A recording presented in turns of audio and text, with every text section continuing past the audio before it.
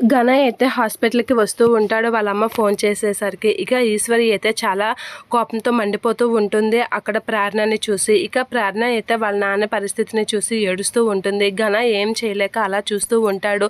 ఇక ప్రేరణ అలా చూసేసరికి మా అమ్మకి ఎలా మిమ్మల్ని రిసీవ్ చేసుకోవాలో అర్థం కాక అలా మాట్లాడుతుందిలండి అని చెప్పేసి అంటూ ఉంటాడు ఘన. ఇప్పుడు మా నాన్న అన్నిట్లికి మాకు అండగా ఉండేవాడు.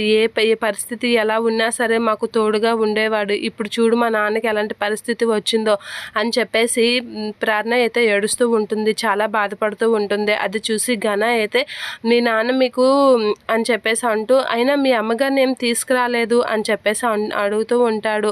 ఇక అది కాదండి అని చెప్పేసి ప్రేరణ మాట్లాడుతూ ఉండేసరికి కొన్ని సిచ్యువేషన్స్ అలా డిమాండ్ చేస్తాయిలండి, ఏం చేయలేము. ఇప్పుడు ఈయనకి పరిస్థితి వచ్చింది, అది దేవుడు చేసిన పని, మనం చేసింది కాదు కదా. ఎప్పుడు ఎవరిని ఎలా ఇచ్చేస్తారో మనం అస్సలు తెలుసుకోలేము. కాకపోతే పరిస్థితులు తగ్గట్టుగా మనం అనుగుణంగా వెళ్ళిపోవాలి అని చెప్పేసి వాళ్ళ అమ్మకి హింట్ ఇస్తూ ఘన అయితే మాట్లాడుతూ ఉంటాడు. ఘన అలా మాట్లాడగానే వాళ్ళ అమ్మ అయితే చిరాకు పడుతూ ఉంటుంది. ఇక ప్రేరణ అయితే ఏడుస్తూ ఉంటుంది. ఈశ్వరి అయితే కోపంతో రగిలిపోతూ ఉంటుంది. ఘన కూడా కోపంతో రగిలిపోతూ ఉంటాడు.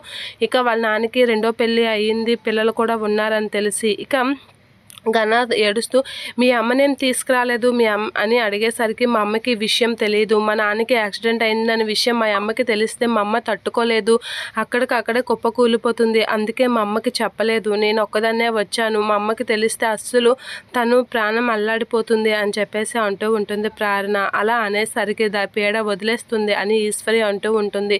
అలా ఈశ్వరి అనగానే ఒక్కసారిగా ప్రేరణ షాక్ అయ్యి ఆ ఈశ్వరి వైపు అయితే చూస్తూ ఉండిపోతుంది.